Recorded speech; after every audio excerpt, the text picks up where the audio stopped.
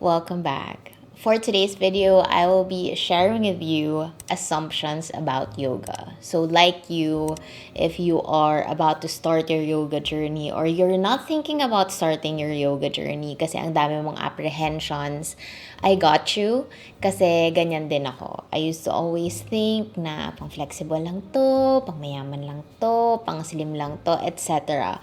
So I will be sharing with you assumptions, yung mga feeling yung truths about yoga, and then sasabihin ko if it's truth or if it's a myth. So I have been doing yoga for 3 years already, and I am not in any way an expert. But I am just sharing with you the things that I personally experienced, and I will be speaking from experience. So last week, I posted a story wherein I asked kung ano ba yung mga assumptions nyo about yoga, and now let's go ahead and discuss them. So the first assumption, and probably the most assumed thing about yoga, is that yoga is only for the flexible. This is a myth. Sasabihin ko na ngayon pa lang. Kasi ako ngayon, I have been doing yoga for 3 years now. But I just consistently did it for a year. I started, I think, August last year with my amazing yoga teacher, Miss O. Ito ang kanyang Instagram handle. And then, I used to not be able to touch my toes. Sobrang wale talaga. As in, kung isa-score ko yung flexibility ko from 1 to 10, 10 being the highest, I can maybe be a 3 or a 2. Ganon katindi. I swear, kapag nag-bend ako, as in, hindi ko talaga maaabot. But then, kasi yoga, just like in any fitness journey, it's a process. Hindi porke hindi ka flexible ay hindi mo na kayang gawin ng yoga, kasi yoga has different poses. Merong mga variation yung poses na yan. Yes, merong mga poses na pang flexible talaga. But you don't need to be frustrated kasi balang araw, if your body permits you to do so, magagawa mo rin siya. But it shouldn't stop you from doing yoga. Kasi for me, even if I'm still not flexible, siguro when I started, I'm a 2. Now, I can maybe rate myself like a 5. Kasi I can, not easily pa, kapag nakastretch ako ng maayos, I can touch my toes now. Oh! And medyo umu-okay na yung hamstrings ko. Kasi ako talaga, very tight yung sa likod ng legs. That's the hamstrings. And yun talaga yung isa sa mga gusto ko ring i-improve. And just like life, you can improve yourself by putting in effort, even if it's just 1% higher every single day. So sabi nga ng yoga teacher ko si Miss O, honor your body's limitations. May mga times na may mga poses na hindi mo talaga siya magagawa, but that's okay. Assumption number 2 is that it's harder than it looks. This is so true. Dati, akala ko yung yoga, hindi naman mapapractice yung strength ko dyan. Hindi naman ako lalakas dyan kasi pose-pose lang naman, ganun. Tapos parang hindi bibilis yung heart rate ko. But boy, I was so wrong. Sobrang mali ako dito. Kasi, as in, my strength was really challenged, and I got stronger along the way kasi yung pag-hold pa lang ng poses, manginginig ka na. Yung sa gym ko before, free lang yung yoga classes. And then, parang ayoko talaga siyang gawin kasi parang feeling ko boring, hindi ako mapapagod, hindi ako papawisan. Pero one day, tinry ko yung yoga once. Tapos, oh my gosh, sobrang sakit ng katawan ko kinabukasan.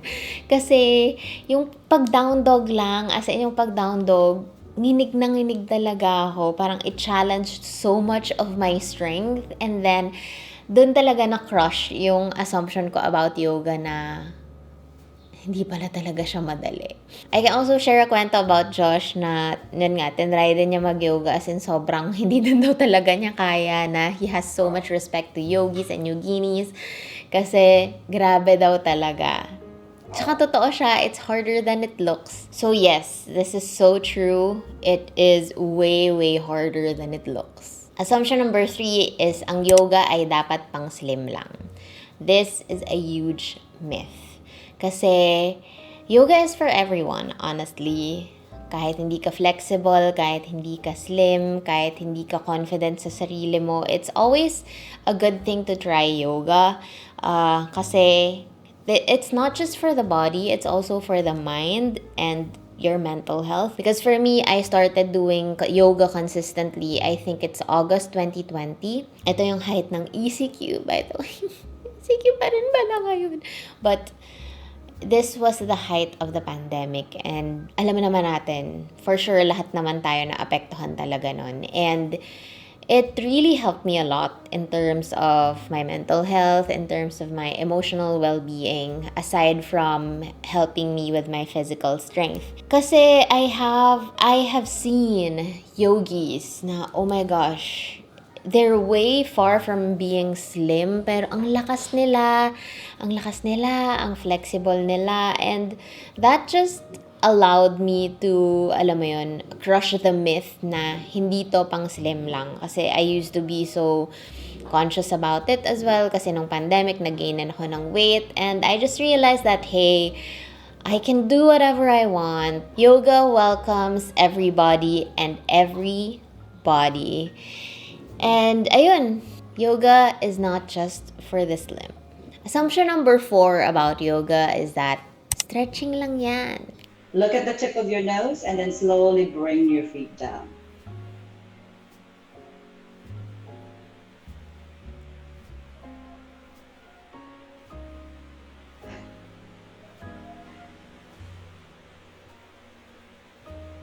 What? I did it! Naiyak ako.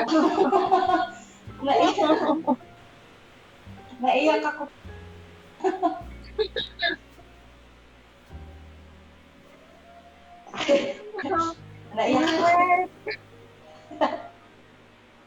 You did it. Ang saya pa. This is half yes and half no. This is half truth and half myth. Half truth because totoo naman, mas-stretch mo talaga yung muscles mo.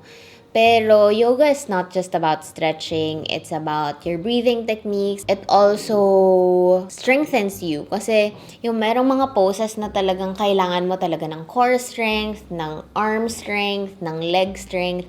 And hindi lang siya yung pag-unat-unat lang and pag-stretch-stretch lang. Assumption number 5 is that yoga is only for the people who has good balance. This is a huge myth. Kasi ako, di rin talaga ako magaling mag-balance. But it improved along the way. Katulad ng flexibility, your balance can also be trained. It can also be improved. And it doesn't need to stop you from not trying yoga. Well, of course, to each his own. Ako, isa talaga yung yoga sa favorite workouts ko. Aside from jump ropes and lifting. Isa talaga to sa mga go-to ko na whenever I do not feel well, if I wanna inject a workout in my routine, I would really do stretching, I would really do yoga, alam mo yun. Kasi alam nyo naman, if you are a viewer of this channel for a while now, I love meditation and journaling. Kasi yung yoga medyo meditation din siya. Kasi you have to clear your mind for you to be able to do the poses. You have to be mindful of your breathing patterns para din makapag-balance ka ng maayos. So, and ayun, like other things, when you practice, it will eventually work. It will eventually happen. But don't just get really frustrated na parang, practice na ako ng practice for a year. Pero hindi ko pa rin siya magawa. Meron talaga tayong kanya-kanyang flexibility. Meron tayong kanya-kanyang strength. So, ayun, you just have to show up. You just have to try it yourself. Ayan. With that being said, yun lang yung mga nalista kong assumptions about yoga. And by the time this video is up, most likely nailabas na namin yung teaser for LANA PH's yoga mats. Yes, we will be having yoga mats, which I'm really, really excited about. Kasi, yun nga, with LANA PH kasi it's really a brand that's really close to my heart. Kasi lahat talaga ng gusto ko ay gusto ko mailagay doon at ma-experience nyo din for yourself. So, for this yoga mat, it's made of natural rubber. It's made of vegan suede. We also collaborated with a local artist, Sophia Kope. She's brilliant. And we also work closely with my yoga teacher, Miss O, to test kung tama ba yung mai-launch at mailalabas namin for you. We have 3 amazing designs. I hope you can check that out. It's www.lana.ph. You can also follow us on Instagram at lana.ph. Abangan nyo, we will be launching it August 20. Make sure you visit the website, and then when you purchase 1 yoga mat, you will be getting 2 free yoga classes with my amazing yoga teacher, Miss O. Ayun, I hope this video helped you. And if you have questions, please let me know in the comments below. I would love to hear them. If you have more assumptions or if may mga nagustuhan kayong assumptions na nasabi ko, please let me know in the comments below as well. If you have video suggestions, let me know as well. I got you. And if you like this kind of video, I also uploaded a video on the life lessons I learned about yoga. Thanks again so much for watching. Sending love and light your way. And have a great week ahead. Bye!